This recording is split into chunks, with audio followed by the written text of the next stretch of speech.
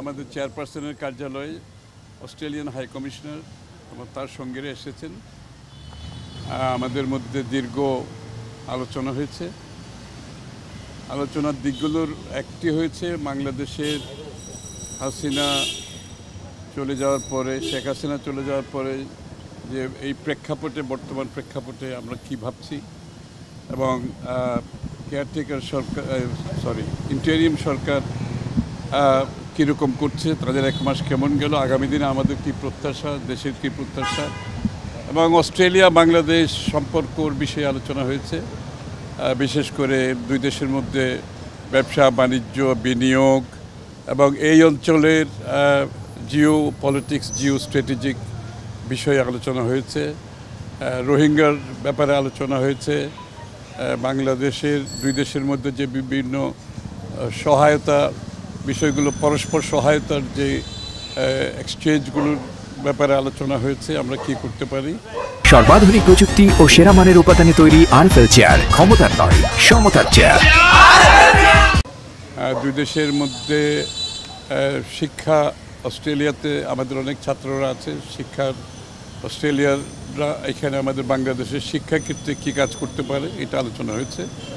এবং বর্তমান প্রেক্ষাপটে বাংলাদেশের আমরা কবে নির্বাচনের দিকে যাচ্ছি, কতদিন নির্বাচনের জন্য কত সময় লাগতে পারে তারা জানতে চেয়েছে এবং নির্বাচনী কর্মকাণ্ডের জন্য কি কি পরিবর্তন দরকার সেগুলো কিভাবে এগুচ্ছে সে ব্যাপারে জানতে চেয়েছে। মূলত সার্বিকভাবে এগুলো আলোচনার পরে তাদের ধারণা যে যত তাড়াতাড়ি সম্ভব আমাদের বাংলাদেশে এই সমস্ত সমাধানের মাধ্যমে আগামীতে একটা আমরা সুষ্ঠু নির্বাচনের মাধ্যমে একটা গণতান্ত্রিক সরকারের অধীনে ক্ষমতা হস্তান্তরের বিষয়টি এগিয়ে যাবে। এই আর কি। না, সময়ের ব্যাপারে তো আমরা তো যৌক্তিক সময় তো বলেই যাচ্ছি। এখন এই সময়ের যৌক্তিকতা বিচার বিবেচনা করার যারা যারা এখানে স্টেক হোল্ডার আছে সবাই তো বিবেচনা করবে সময়টা। এক্স্যাক্টলি আমরা টাইম তো ফ্রেম এই জন্য বলছি না, আমরা তো একটা সময় দিয়ে তাদের উপর চাপ সৃষ্টি করতে চাচ্ছি না। আমরা চাচ্ছি সরকার সফলভাবে তাদের কাজগুলো করুক এবং যত তাড়াতাড়ি সম্ভব, যেমন নির্বাচন কমিশন চলে গেছে, নির্বাচন কমিশন গঠন করতে হবে এবং নির্বাচন কমিশন গঠন করে নির্বাচন প্রক্রিয়ার কাজটা শুরু হতে হবে। তো আমি নিশ্চিত শেখ হাসিনা তারা খুব দ্রুত করবে, কারণ একদিকে ফায়ার ফাইটিং করতে হবে, অন্যদিকে যে আমাদের যে প্রাতিষ্ঠানিক যে সমস্যাগুলো হয়ে গেছে এগুলো সমাধান করে নির্বাচনী কার্যক্রমের দিকে তো আমাদেরকে যেতে হবে। তো সকলের একই প্রশ্ন যে এই কাজগুলো কত তাড়াতাড়ি হবে, কতদিন লাগতে পারে এবং কবে একটি গণতান্ত্রিক সরকারের খাতে শান্তিপূর্ণ ক্ষমতা হস্তান্তর করা সম্ভব হবে। তো এই ব্যাপারে আমরা সরকারকে সহায়তা করছি। আমরা বলেছি আমাদের পক্ষ থেকে সার্বিক সহায়তা করছি সরকারকে, কারণ এটা সমস্ত জাতির প্রত্যাশার একটা সরকার যারা জাতির আকাঙ্ক্ষা প্রত্যাশা পূরণে সমর্থ হবে এবং আমরা সেখানে আমাদের পক্ষ থেকে সার্বিক সহযোগিতা দিয়ে যাচ্ছি, দিয়ে যাব। এবং বিষয়গুলো আজকে বাংলাদেশের মানুষের যে নতুন স্বপ্ন দেখছে, যে আগামীর বাংলাদেশ দেখছে, এটা আমরা সবাই মিলে করতে হবে, এটা তো কেউ একা করতে পারবে না এবং সকলের জাতির একটা ঐক্যবদ্ধ প্রচেষ্টা থাকতে হবে। সেখানে আমরা সবাই ঐক্যবদ্ধ থাকতে হবে সেই কথাগুলো আমরা বলেছি এবং তারাও মনে করে যে বেসিক এই সময়টাই অন্তত ক্ষমতা হস্তান্তর করার আগে যে কাজগুলো এগুলো দ্রুত আমরা শেষ করতে পারার জন্য আমাদের পক্ষ থেকে আমরা বলেছি এবং সরকারকে সহায়তার কথা বলেছি। সাথে সাথে এই কাজগুলো দ্রুত শেষ করে আমরা সামনের দিকে এগিয়ে যেতে হবে।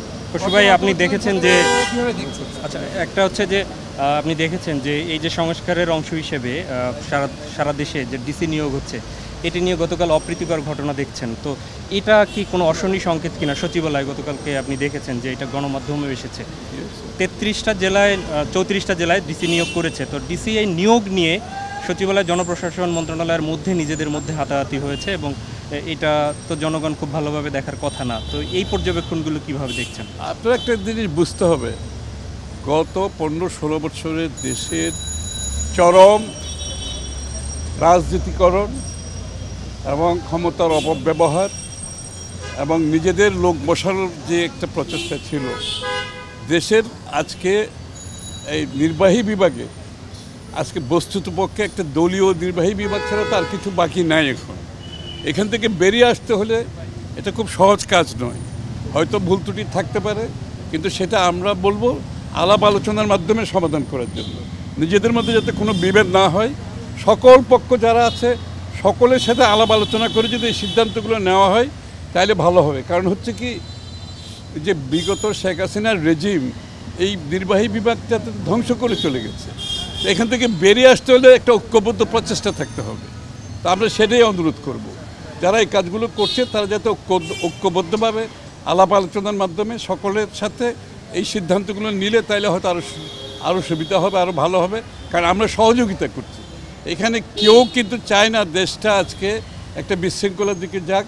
কারণ সুযোগ সন্ধানীরা এখানে বসে আছে, তাদেরকে তো আমরা সেই সুযোগ দিতে পারি না। দেশের মানুষের যে প্রত্যাশা আকাঙ্ক্ষা সেটা পূরণে আমরা সকলকে একযোগে কাজ করতে হবে।